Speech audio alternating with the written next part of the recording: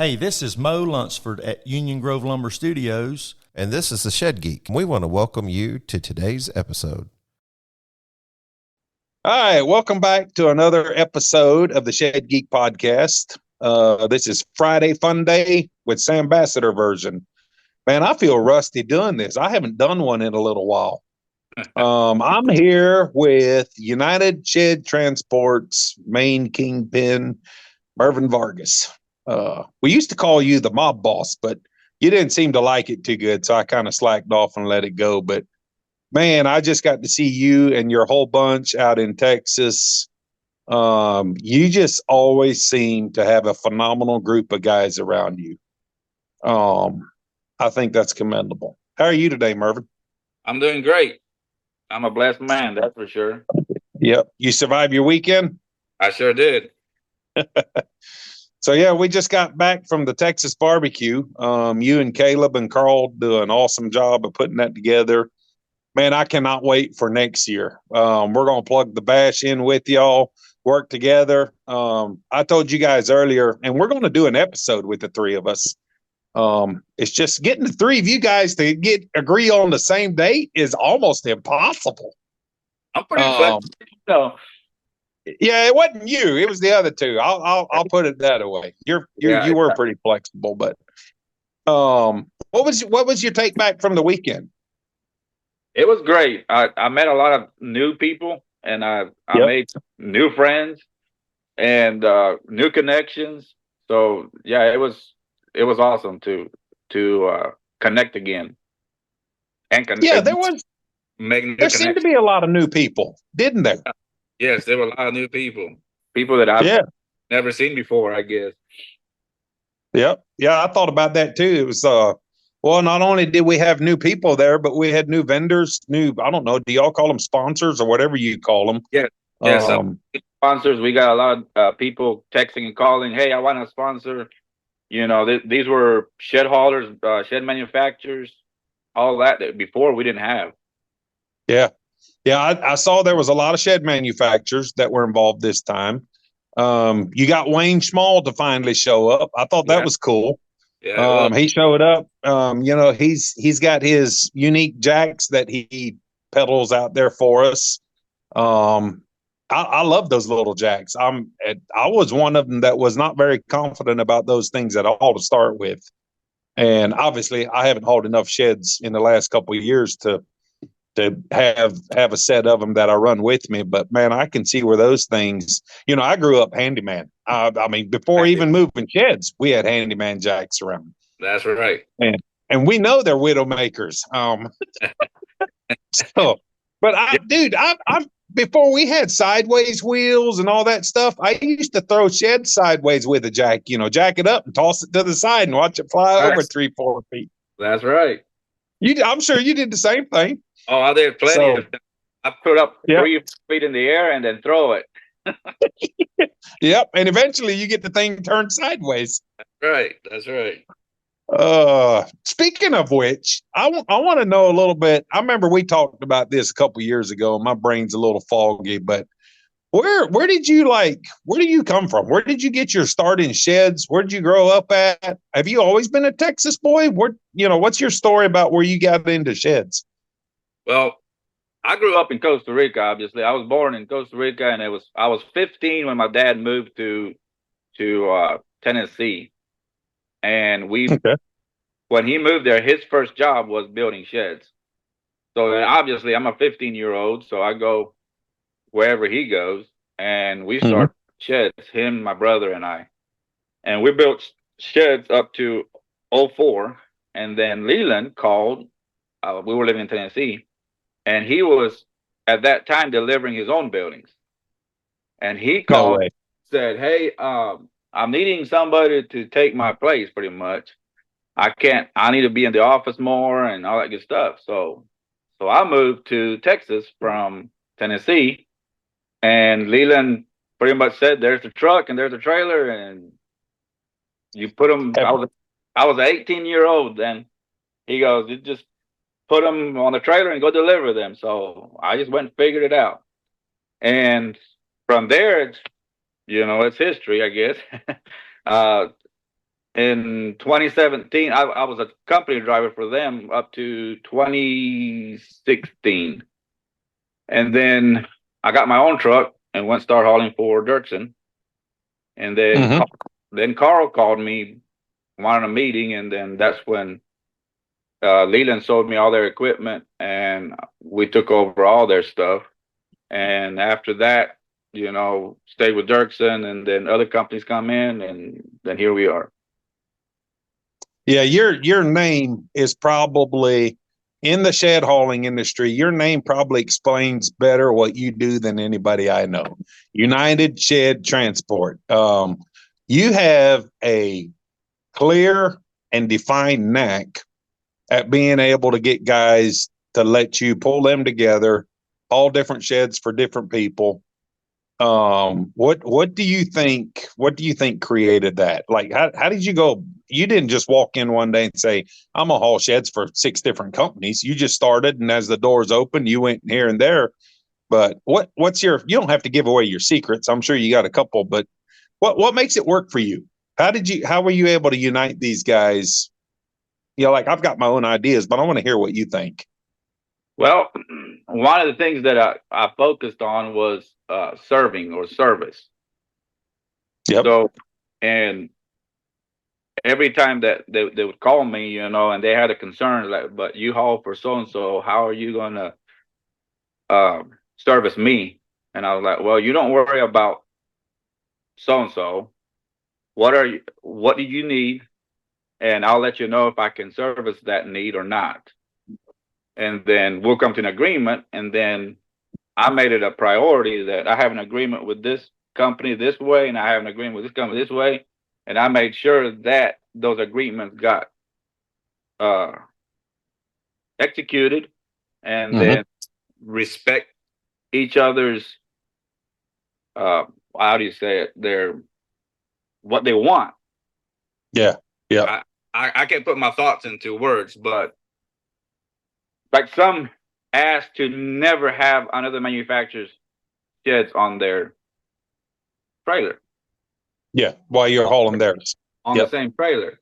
So then, okay, do you realize then that puts me in a tough spot, then I can't be as efficient. It may cost you a little more. Well, we're fine with that. Okay, so now I have to convey that message to the whole team saying, okay, for this manufacturer, make sure that there's no other sheds on the trailer, or another manufacturer asks that we don't pull into their lots with somebody else's product on our trailers. So then we have to respect that to serve them. The whole mentality is serving the manufacturer. Oh yeah. Yep. The best that we can. Yeah.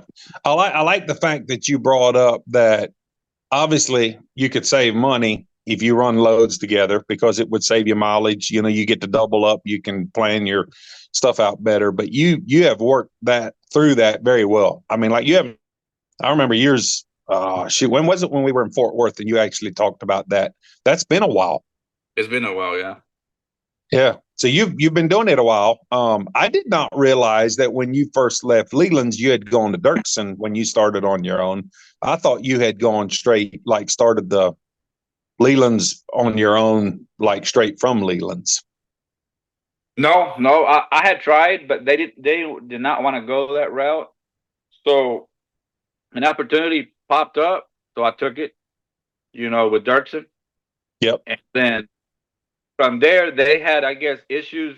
I guess you're going to say, like they were having hard time finding drivers and all that good stuff. And then they started getting me to do some other stuff here and there. And then Carl and I were in conversations back and forth. And obviously those conversations, I was throwing the line in there, And, oh, yeah.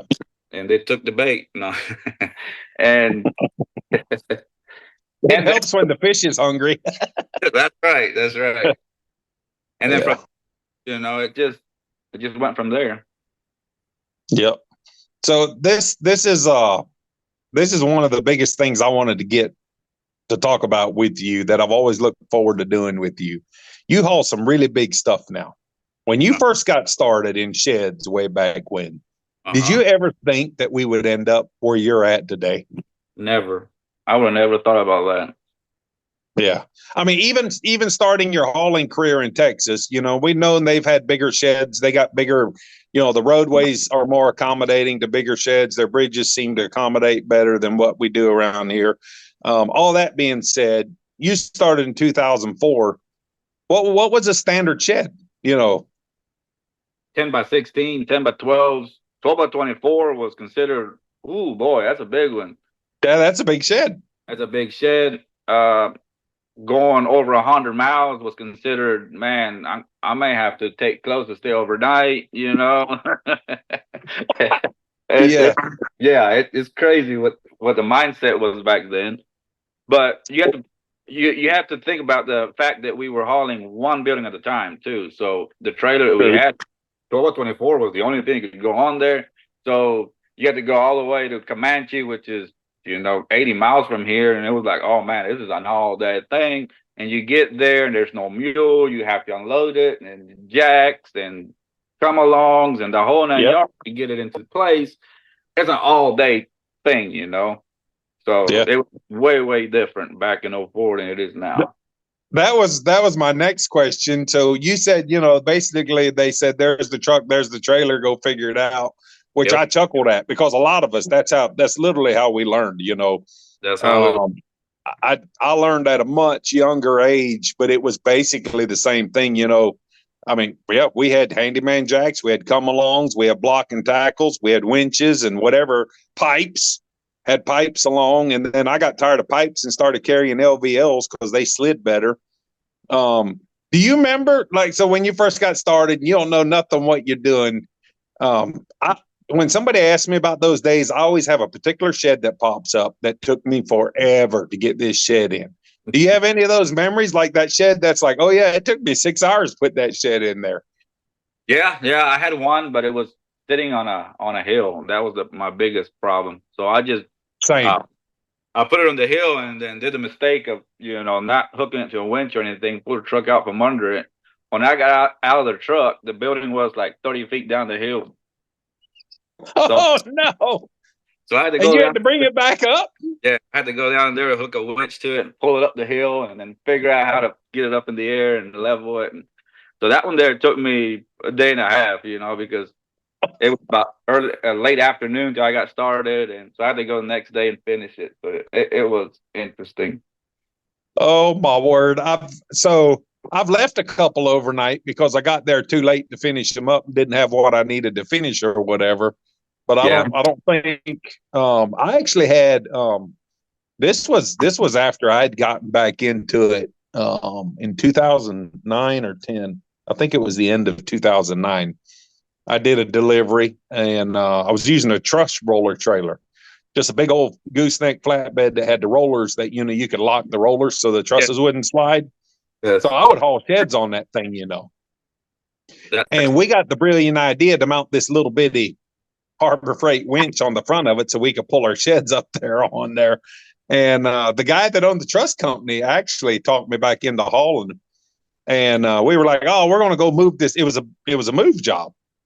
And it was a 12 by 32, decent sized building. And we got out there, and of course, first thing I'm used to doing is you take it off the blocks, sit it on the ground, and then you figure out how to get it on the trailer. And it was high centered on a dumb little hill after we took all the blocks out. And we burned up 2 inches. We went back to Harbor Freight and got another one and burnt that one up, trying to load that dumb shed on that roller trailer. It was 6 hours. It took us to load that thing, take it 5 miles down the road, and set it back up again. That's both. But it's and here I was standing there talking with Steve Bontrager on Saturday, and I was watching those guys run those mules that they had brought and set up there, the little machines that we use to install now. Well, now they're not even little, they're huge. And one of the guys was on that machine. I think he was on the 7040. And he was waving the mast back and forth, like flipping it from one side to the other, extending the arms up and down, in and out. And I just sat there and I'm like, if I would have done that with my first meal, the thing would have literally flipped over right there on the ground, without even moving. Because if the mast was not locked in and it flipped sideways, more than likely it was going to turn over. And you're going with it. Yeah, and you're well, if you try to hold it, you're for sure going with it. Yeah, And to just sit there and see where those things have come from in the past 10 years. What's your opinion on that? Introducing the Challenger, the revolutionary new shed mover that's taking the industry by storm. The Challenger features a touchless design, ensuring it only makes contact at the end of the skids and the bottom of the floor joists, so rest easy knowing your gable walls will remain pristine. Worried about reliability? Fear not, the Challenger is always up for the challenge and will not overturn or scuff your shed. Harness the power of innovative wireless technology. Remotely control the Challenger via your smartphone. No cell service needed. And guess what? The cell phone remote comes standard with every Challenger at no extra cost. Featuring floating forks, a 4-directional tilting mast, and sliding weight transfer, move the shed weight precisely where you need it to get ultimate traction.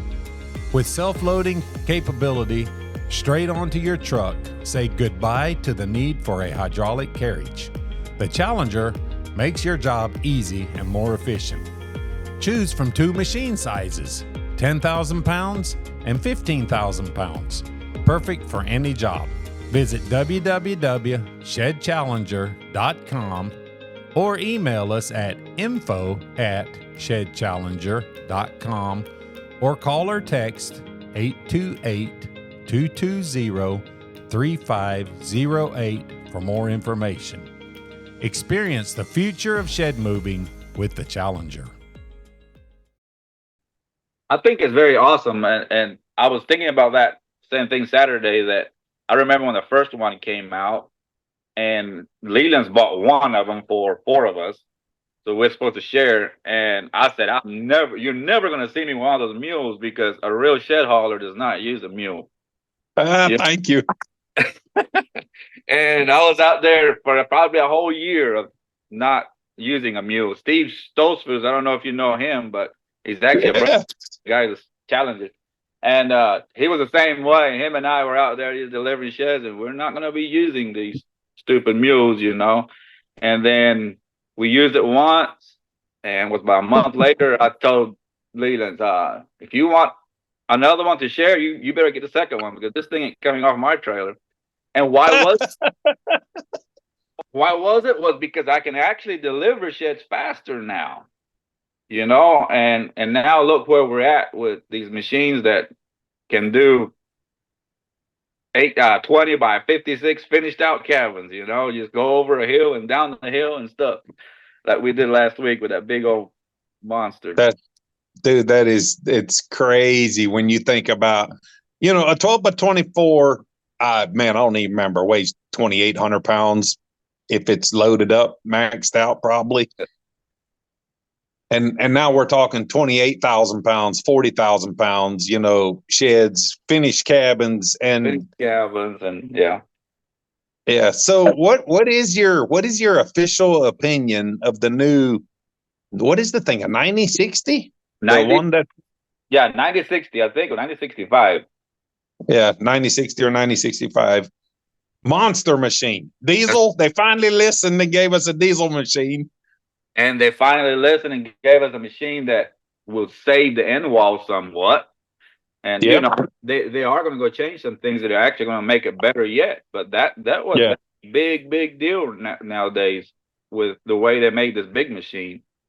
And the way that thing moved around the port, man, that's what we've been asking for years, and they did it. Yep, they did. So now the next thing is we're gonna bug them about getting an electric one. Yeah. So you can just plug it up on the truck and it can charge while you're riding around, and then you take it off. Steve shakes his head at me and he's like, "You just never give up, do you?" I'm like, "No."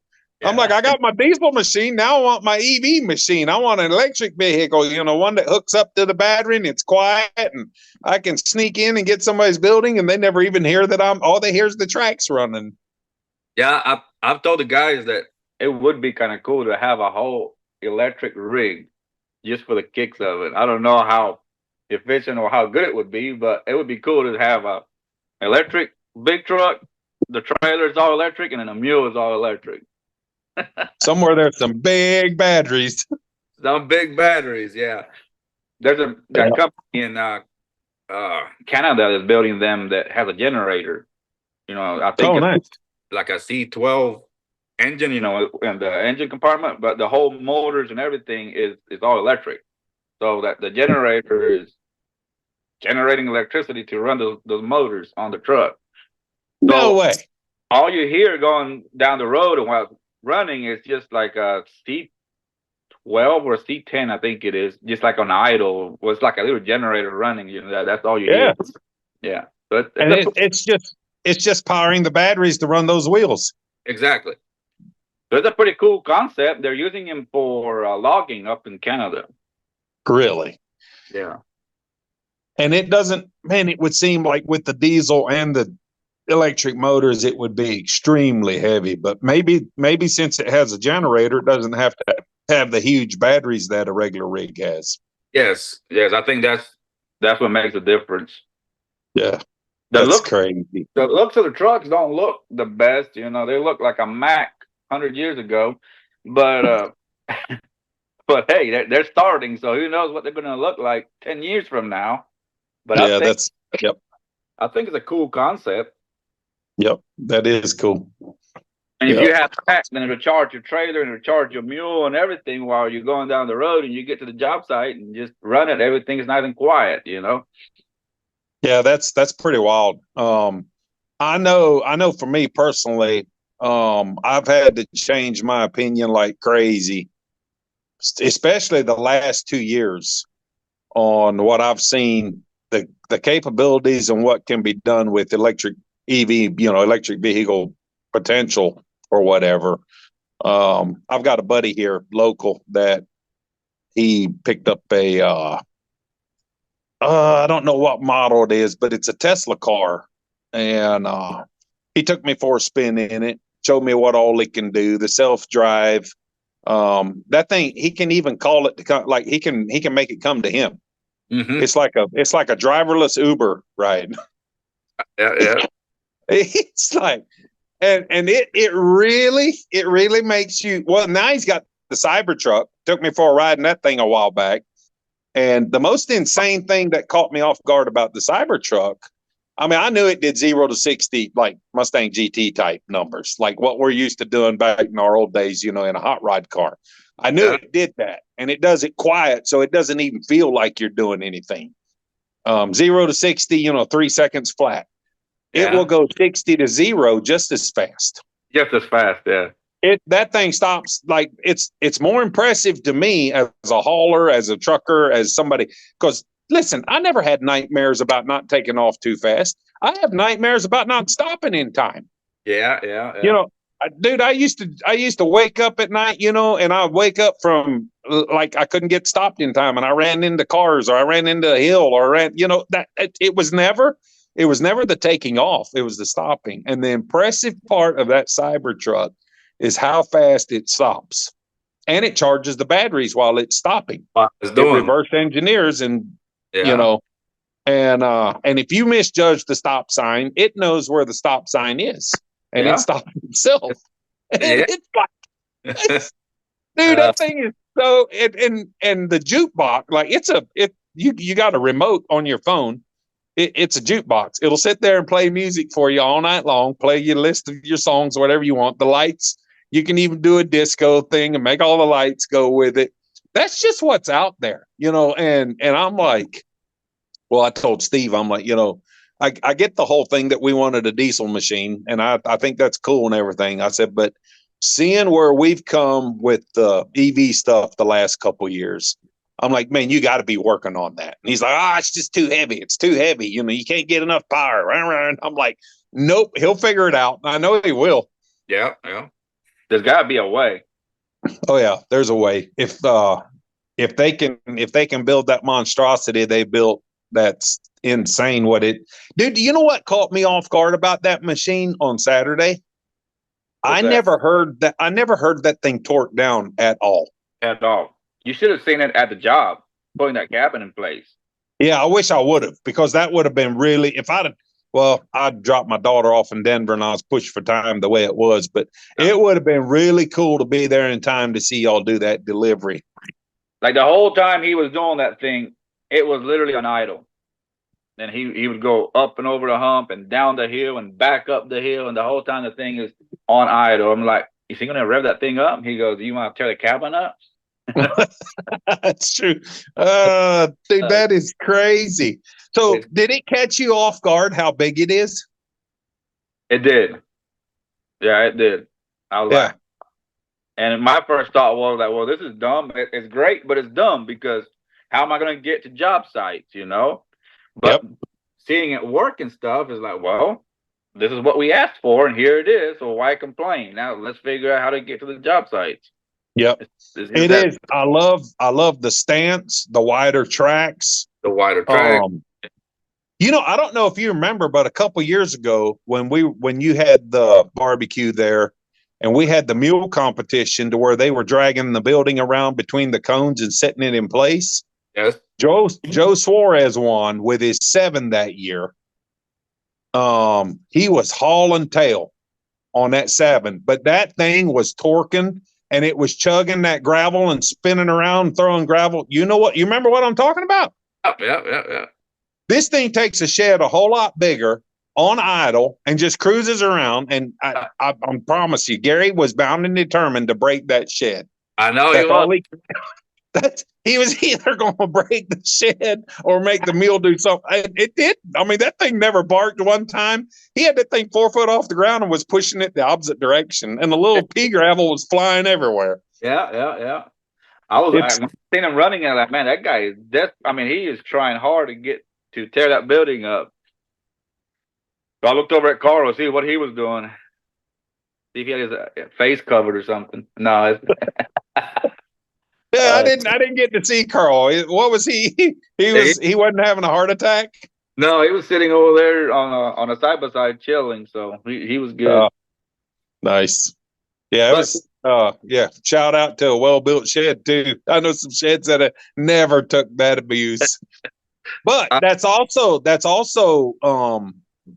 also tells you just how much difference that big mast makes. It makes even though we think, I think one of the things they're changing on it is to pre-bend that thing a little bit so it hits on the outside more than the middle. Yes. But even that being said, it made a huge difference on that. If you would have had 737 arms or 70-40 arms up there and you were doing what he was doing with that machine, you'd have blew that whole wall. That wall would have been done. Yep. It was pretty cool to see how that thing held up based on that. Now, I don't know what lags y'all put in the end of that thing before we got there, but it was good. That thing was not prepped or done anything different. That's how they build them. So it's just the way it was built. It was the way it's built. Yeah. Yeah. So the one you delivered the other day with it, the big cabin, you said that was a Wolf Valley cabin? It's a Wolf Valley cabin, finished out. Yeah. Let's talk about Wolf Valley cabins for just a little bit. I haven't actually laid eyes on one in a couple of years, but I'm assuming they're still doing the same thing where they're putting actual steel plates in between double runners. I don't know that they're doing that actually, but after delivering this cabin and being over there and messing around under a lot with some cabins, they are going to start doing that. Oh, they are. I know they had been, but I didn't know if they had quit doing it or if they were still doing it. But it just shows you. I mean, not only are they doing a double runner, but they're putting a piece of plate steel in between the two runners, bolting them all together just to build those things that much more sturdy, stout, and all that just adds more weight for you. Yeah, it does. That's for sure. Oh, you're talking about the runners.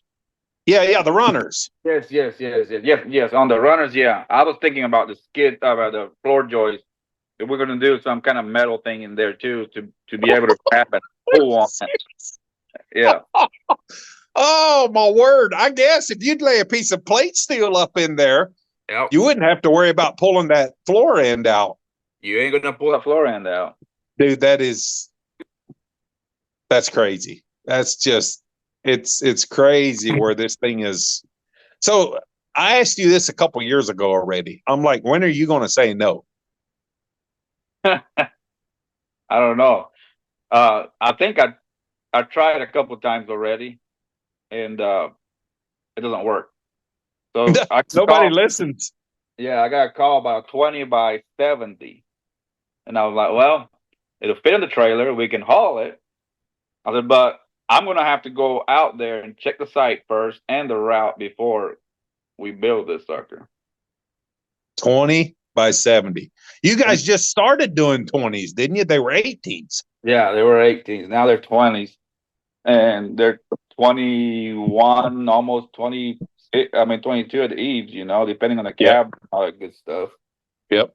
So yeah, that 20 by 70, I have to go look at the site and the route there because, man, when you're doing turns, that tail is going to be way out there.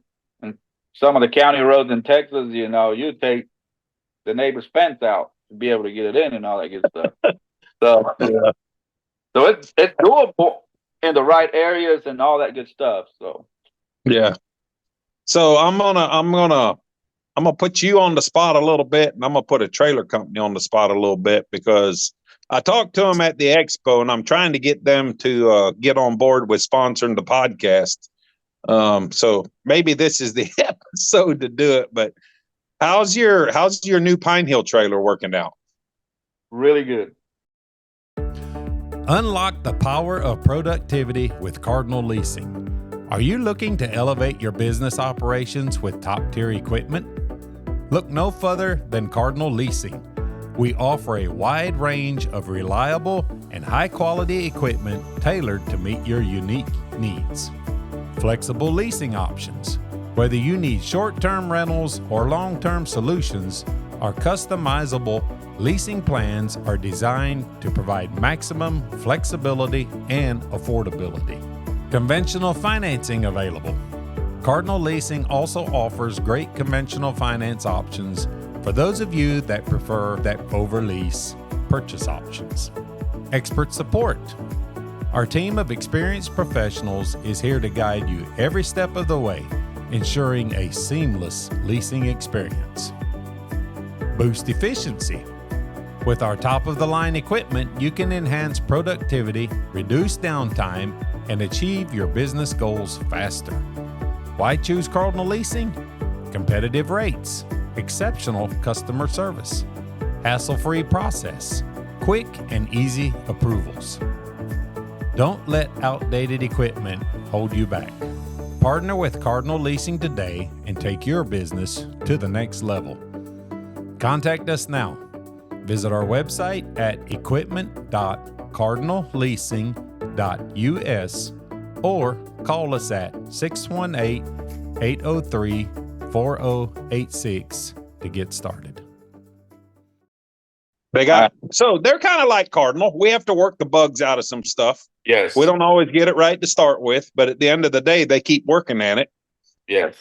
There's only one complaint that I have on it, and at the expo, the new one they built, they already fixed the complaint that I have. Really? Yes. So, man, why didn't you do this on mine? Well, we learned it with yours. So, yeah. That's part of being the forerunner. You gotta get your licks. But the fifth wheel, the part that comes down to the deck. Yep. They made it a little bit too short. It was like 4 inches too short. So then when it's hooked up to the trailer, it goes uphill. From the axles to the front, it actually goes uphill. You follow? Oh, I got you. So they made that longer, so now it's more of a level deck. Yeah, you're saying the bottom deck was running uphill. Yeah. And your upward piece didn't have. So I should have looked at yours closer. Do you have that new curve neck or do you have an actual mitered neck? No, it's a curved neck. You do have a curved neck. Yeah. Yep. And boy, we put the 55,000-pound cabin on there. I mean, we were watching that like crazy. That sucker just stayed there, didn't move. I mean, it was impressive to watch. That's awesome. And that triple Do you have to load your cabins, or do you have does the shop where you pick up at, do they load, like, do they have forklifts that help you load, or do you load them just like you were picking them up? we load them up just like a shed, pretty much. We show up. Manufacturers try to set them the right way, where doors is in your driver's side, because those cabins are like we did sheds back in 04, We turned the building the right way at the shop because you try to back in and spot as much as possible. But they have it positioned right, and we just back under it, scoop it, back under the whole thing, and just load her up. With this trailer. No way. Yeah, with this trailer. You literally back up under it just like you do a regular shed. Yep. So at some point, you have that pivot point all the way on the top front of the building sliding up that deck. Yes. Yeah. Obviously, try to keep it as low to the deck as possible, but yeah. That's you need to get I need to get the Shed Geek guys to go out there, and we need to do a whole video on loading one of those, delivering it, setting it up. That would be cool. We got to make that happen. I'd love to help with and see that happen. That would be cool. Yeah, we do, because it's very impressive to watch. Some of the cabins that are older trailer that we used, we would have to use forklifts in the corners and help and stuff. This thing was to try to hold the weight up a little bit. Yes. This thing, scoop under it. You bring it down so the tail and everything picks it up, and you put a block on the corner, and you back on it just a little bit more, and then you just put it down. And if you have WD-40 on that deck or something slick, you just back under it, and up she goes. Up she goes. Yeah. So I've done fairly big sheds that way, and I know it sounds easy, and we make it sound like it just slides right up there, and it does. It does. But you gotta know where you're backing. You got to be paying attention to being lined up. Exactly. You don't want to get your trailer too far out of level with the building or to one side high centers, and then it slides sideways. There's a lot of stuff going on. There's a lot of things going on that it's just not anybody that can do it, in my opinion.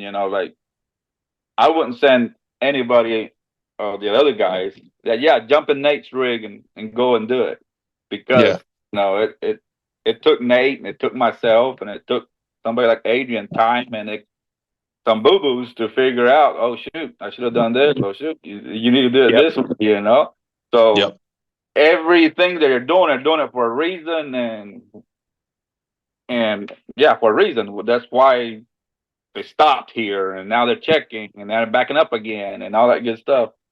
Yeah. But it looks, if you're just sitting back and looking at it, it just looks just like loading a normal shed, a 12 by 24 on a 32 pine hill, or mine. No. There's a lot of little pieces in play here that you gotta watch, because you can break the trailer or break the cabin. On this trailer, you gotta be doing something very crazy to break something. But that thing's a beast. That thing is a beast. That's the one thing. Our industry is so blessed with trailer companies that are always willing to think out of the box. They're always willing to try something. Obviously, I have my favorites. I have the guys I hang out with more than other guys. But at the end of the day, you can take the top six trailer manufacturers, and you could say that if you didn't have the other ones, you could learn to do business with those guys. Mm-hmm. And you could, you know what I'm getting at? They're workable guys. They all have their traits. They all have their pet things they do, whatever. That's fine. I like it that way. But it's like we got good guys to support us in what we're doing. That's correct. Yeah, I mean, I know you run Myers trailers. WKM's starting to build some bigger stuff now too. Scenic Views always built monster stuff. James over there. I always get Creek Hill and Creekside mixed up because they're both up there. I think he's Creekside, but they all get it done. They get whatever we need to get done. In this case, I was a little leery right at first because Pine Hill's always been known to build the sleeker, faster, more adapt trailer, and I'm like, he needs a tank. Yeah. And they kept plugging at it until they got it right. Yeah, yeah, and they built the first one, first cabin. It happened what happened, and they were right on it. Bring it back. Yeah. And then they didn't want to just patch that one and make it work. They're like, nope, we're going to scratch and do another one. So, yeah, it took 2 years to get the correct product, but I think it was very worth the wait. Yeah, that's good. I'm glad to hear that. That's what's important. Cardinal does the same thing. They keep getting better. They keep coming up with new stuff. I'm so glad that they're never happy, with where they're at. They're always looking to improve on it. Talk to me a little bit about what you thought about the Challenger. New shed mover machine, comes from guys that have been in the industry a long time. Trailer guys. They weren't mule guys. They didn't know nothing about mules. They knew they were out there, but none of them have ever ran them or used them. Did I hear you say something about Steve is a brother to Marlon? Steve Stokes is a brother to those guys. I don't know those guys' names, but like Marlon and Merle. I did not know that Steve was a brother to them. I didn't know either. So yeah, that was, and Steve and I hauled sheds together for 4 years or so. Yeah. Yeah. That's cool. Yeah, it is. What did you think? We're talking about a prototype, something that's still fairly new. What was your whole opinion? I heard Caleb's a little bit and some of the other guys, but I haven't really heard from you. Well, I like the fact that there's competition for the mules, and I think that this is all the first ones and all that good stuff, but if they stick to it, it's going to be a good machine. Yeah. The one right now, it seems to me, because of the way I work, I like to get the mule down. I want to go in there. I'm barely hooked up and I'm already in reverse, Yeah. Yeah. This mule didn't seem to be that way. It seems like you go in there and now you got to do this, you got to do that. Okay, 5 minutes later, now I'm ready to pull. Yep. And to me, that gives me anxiety, like I would have me and you both. I would have my building on a trailer by now with a Mule 4, Yeah. But hey, they're trying and they're doing a heck of a job doing what they're doing, in my opinion. Yeah, I was impressed that I never did find out. Was that a 16x40? What size was that shed? 16x40. Yeah, 16x40. It's just that big mule made it look small. Yeah. But he literally took a prototype shed mover, hooked to a 16x40 shed, and moved it without having anything on the wall.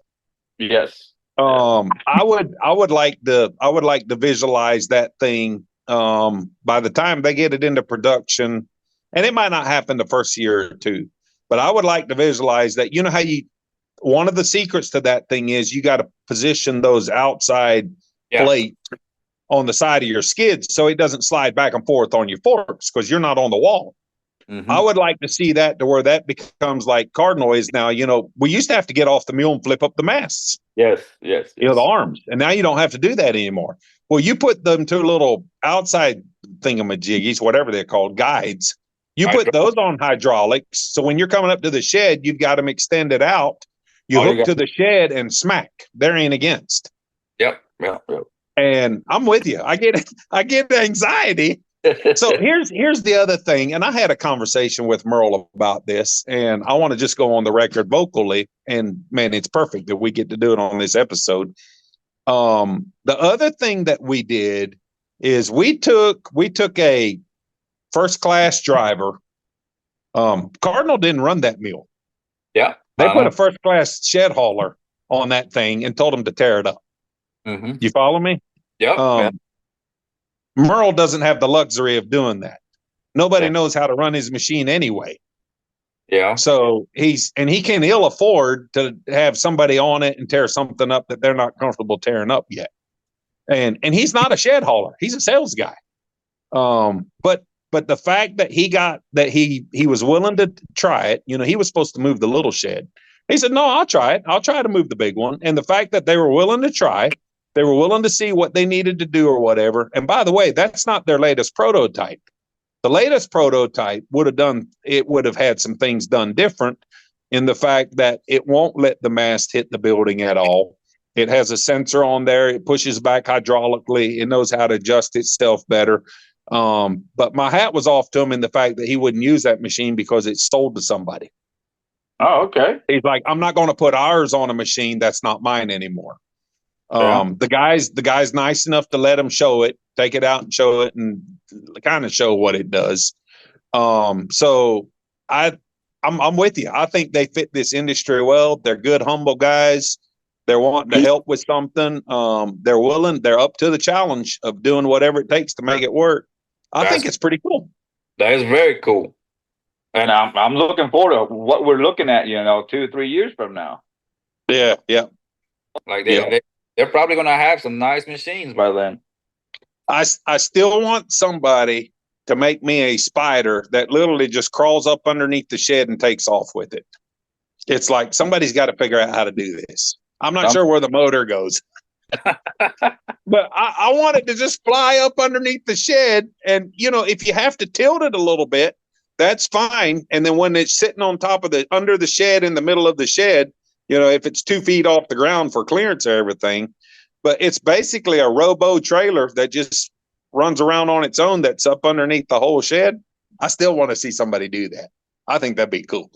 That would be cool. So maybe me and you need to work on that one day in our spare time. Yeah. Oh, boy. Whenever that comes around. Yeah. So how do you feel about the shed industry right now? Not just the hauling side, but the shed industry overall. How do you feel about it coming off of the high sales COVID years to a little more standard now? And in fact, we're in an election year this year. And you know how that is. It's actually a little bit slower. What's your overall feel and view of where we're at in the shed industry right now? Man, you're asking the wrong guy. I'm asking you. Because my view is that it's after elections are over with, it's gonna boom. Why? I don't know, but that's how I think it's gonna be. Well, we've seen that before. Yeah, we've seen that before. Like I was telling you yesterday, we were covered up. This is the weird thing. We were so covered up to about 2 weeks ago. So it went from being busy, needing 3 or 4 more trucks to make everything happen, to literally, let's park 4 trucks this week. Yeah. Yep. You know what I mean? Yeah. So you catch up quick. That there kind of confuses me. Well, or makes me wonder, okay, what's going to happen? But, history shows that after elections and all that good stuff, it's going to get crazy. Yep, it does. How many sheds? It's kind of hard. You probably don't know the dollar amount of what you move a week. Maybe you do, but how many sheds are you moving a week, and how many of those are cabins? 3 weeks ago, we had a drivers meeting on Tuesday. We moved the week before. We moved 180 sheds. That's just sheds. Cabin, I would say 1 a day, so 10-ish. Yeah, something like that. A week. 100 and what? 180. 180 sheds in 1 week. Yeah, but that number. There's no wonder you're out of work. I think one week was 240. I think has been our record, and I've been trying to break that. 240 sheds in 1 week. Yeah, and remember, we're not talking about 10 by 12s anymore. Does Texas even offer 10 by 12s anymore? Every now and then, we put them in the back of a pickup and run. I mean, no kidding. But they are. I mean, they're building. Every company is now doing these metro sheds. There's 6x8s with the one. Oh yes, yeah. And those are actually surprisingly picking up. But there are a lot of 10 by 12, 8 by 10s. But okay, depending on the area, there's an area South Texas that sells 12 by 40s, like selling 10 by 16s in other areas. It's 12 by 40, 12 by 40, but in the other area, it's 16 by 40s or 10 by 16s or 10 by 20s is another hot seller. So yeah, it's a combination of everything. Yep. That's cool. And then mileage. Man, mileage varies from 1,500 to 2,200 a week. So, per rig. Per rig, yeah. That's crazy. Dude, that is a pile of sheds in a week. It is. That's crazy, man. And you want to break 240. I want to break 240, and I know we can. Oh, yeah, you'll get it done one of these weeks. I'm sure you will. Every week is something, either one truck is down due to maintenance or the driver's taking off, or it rained in this area, and if it wasn't because of that, we would have made it 240, and so on. Yeah, yeah. So do you have a total for the year? No, I don't. Not without adding stuff up. Yeah, I'm curious how many you've moved for the year, because that number's mind blowing. That's crazy. So, do you remember what it was last year? No, I don't. Not without having go and looking at it.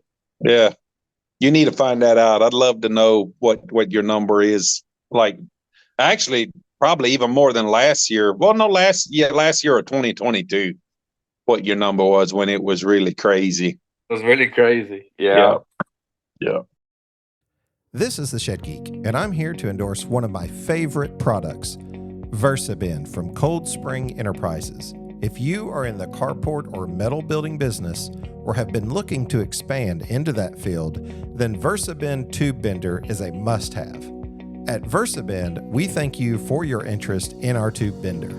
The VersaBend is designed to bend 2-inch, 2 1/4 inch, and 2 1/2 inch square tubing, as well as the 2x3 rectangular tubing in either 12 gauge or 14 gauge.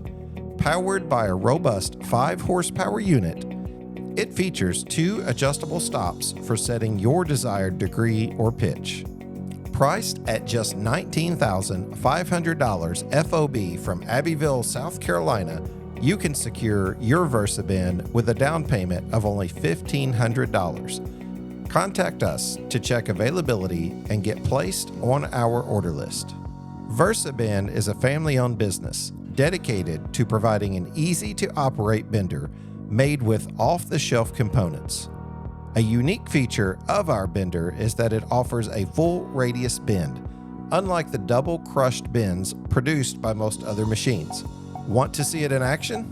Visit our website at www.csecarport.supply or give us a call at 864-446-3645.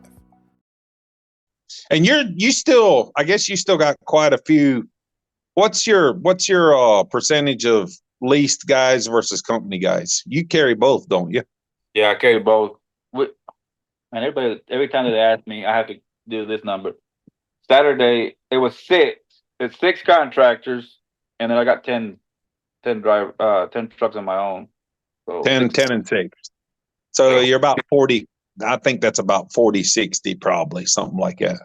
Yeah. About 2/3. Yeah. Okay. And then we have other contractors that we lean on when we're super busy. So we got some that, like in West Texas, we got 2.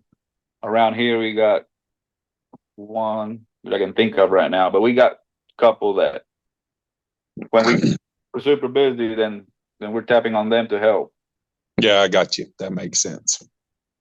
I don't want to put you on the spot, but have you ever had a preference as to whether, like, if you could go all one way or the other? Do you prefer to have your own trucks? Do you like having owner operators?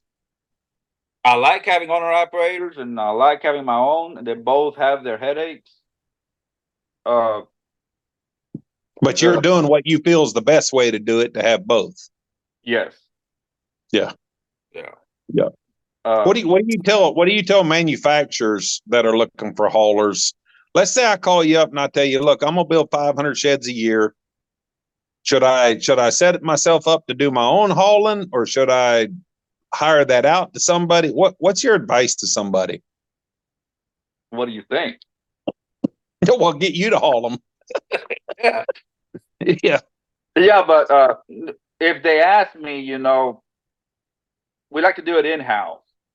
Then I, it's always that pattern that you have more control, but it seems like there's always a headache on the deal of manufacturing has issues, so then focus on the manufacturing issue, then neglect the transportation part, and then oh shoot, transportation is having issues, and now they go to transportation and they neglect the manufacturing part of it.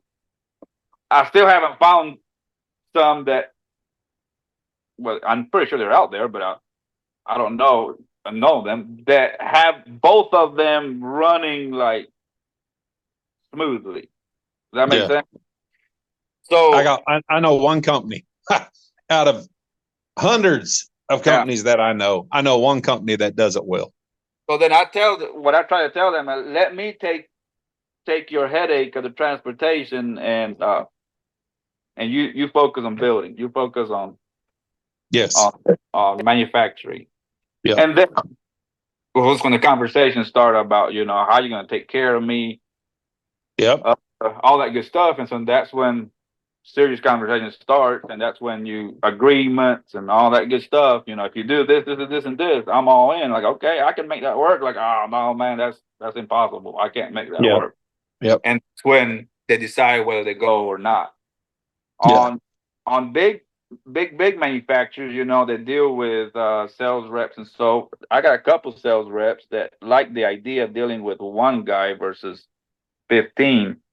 So every time that he has some issues, in some area, I like it because his first phone call is me. So if he's having an issue with the driver, he just tells the driver, "Hey, sorry, you and I are not working no longer," and he just calls me because he knows that he's going to deal with only me, but he has 16 trucks at his that he can count on.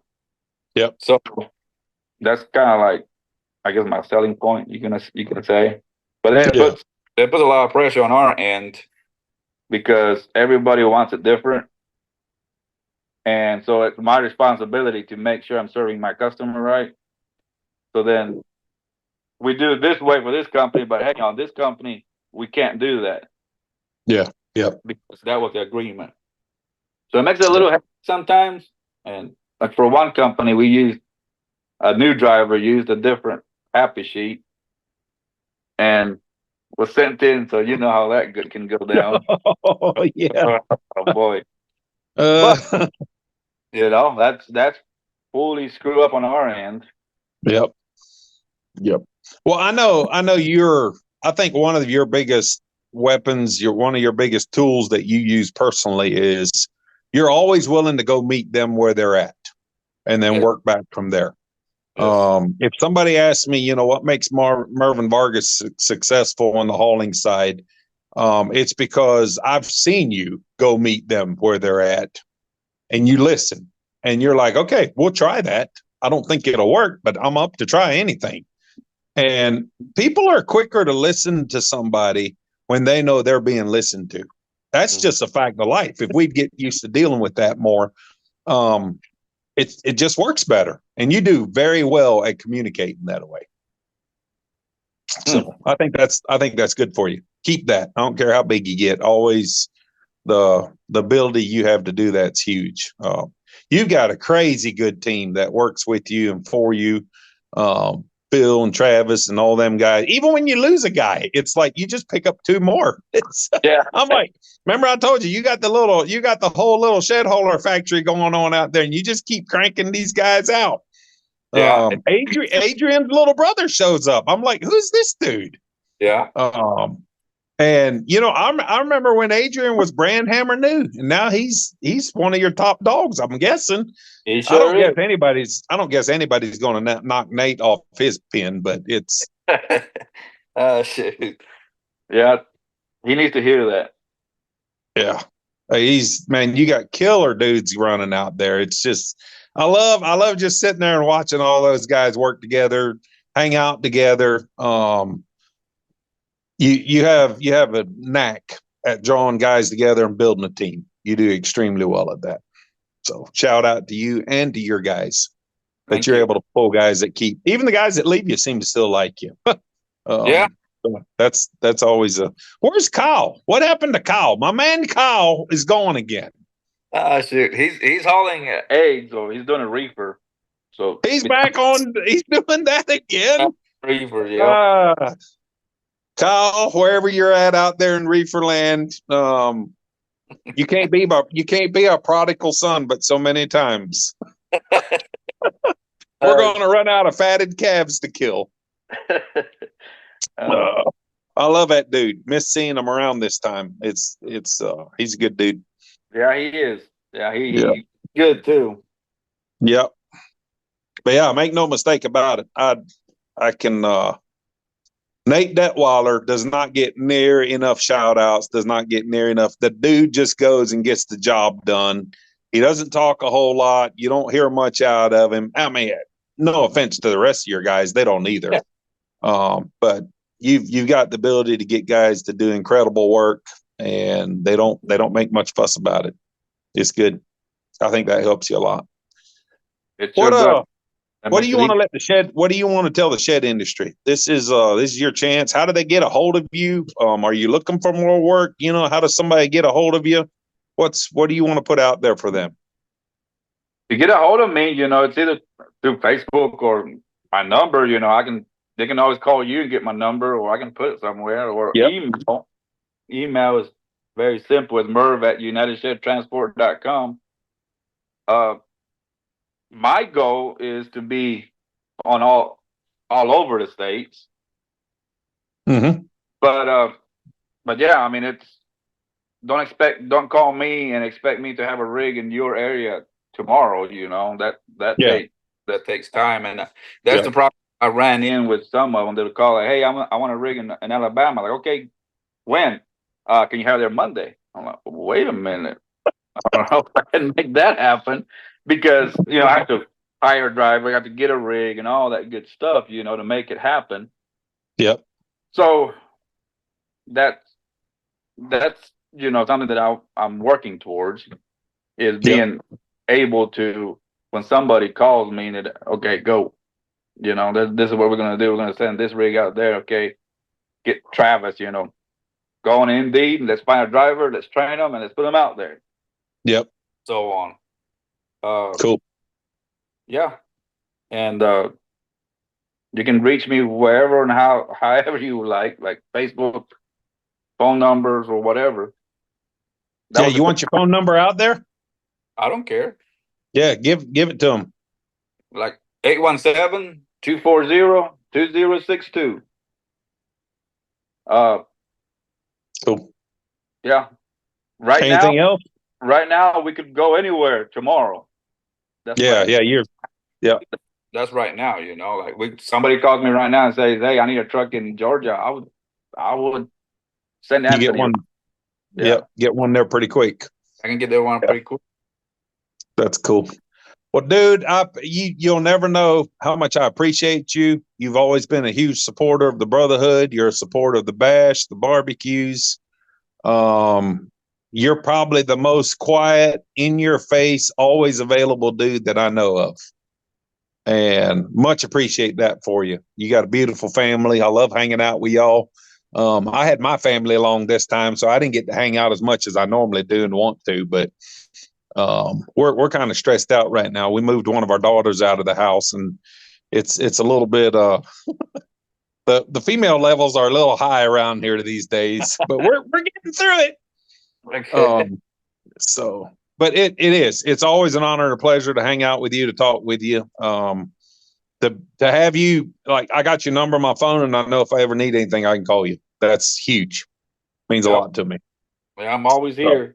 Like you said, I'm not, how to say, out there trying to get attention or anything. I like to stay in the background, but you're always around, man. You show up. You do. If there's anything that I can do, and I'm able, man, I'll be all over it. Yep. Cool. Well, thank you, man. I appreciate you much. Can't wait to get you back on here with Caleb and Carl. We'll talk about the barbecue. We'll talk about where the bash, what we're doing with that next time. That's going to be fun, man. I'm excited about that. All you other guys out there, thanks for jumping in today. Thanks for listening to us. Shed Geek Podcast Fridays. That's where it's at. The fun days. You got to listen to Fridays. And for all you companies out there, I don't say this a whole lot, but if you're looking for a place to advertise, we have advertisement stuff available. I tell people all the time that you can advertise in the newspaper, you can advertise on Facebook or whatever, but verbal in the industry, you can't find anything better than what Shannon's got going on with Shed Geek. We can explain your product. We can talk about it. I've got new guys coming on board in the next month that I'm excited about. Can't talk about them yet, but we got more advertisers coming on board. It's going to be great. Thank you, Mervin. Appreciate you much. Till next time. This is Sam, the Sambassador with Shed Geek. We'll see you guys later. All right. See you. Hey, this is Mo Lunsford in sunny Union Grove, North Carolina, and it's coming up on Thanksgiving. And we just want to say thank you for listening to the show, and thank you to all the guests.